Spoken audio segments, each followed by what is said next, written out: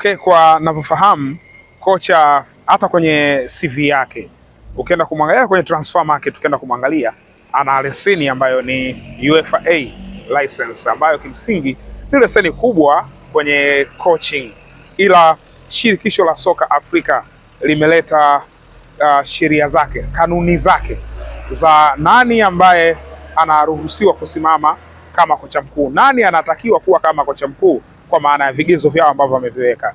Kwa hiyo kwa mujibu wa vigezo ambavyo CAF wameviweka, leseni ya Dimitar Pantev haitoshi kuwa kama kocha mkuu katika mechi zao.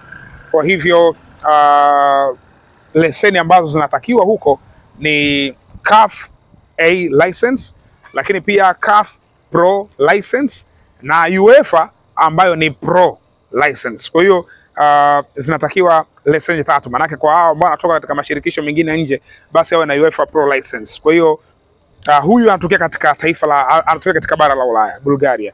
Kwa hiyo Bulgaria maana yake anakuja na UEFA, anatakiwa kuwa na UEFA Pro license. Kwa hiyo kuwa na UEFA A maana yake haitoshi kwa muktadha wa CAF, lakini hiyo leseni ni leseni kubwa, ni leseni ya makocha wazuri. Makocha wengi tu wana hiyo leseni, lakini kwa muktadha wa CAF wenyewe hiyo leseni haitoshi.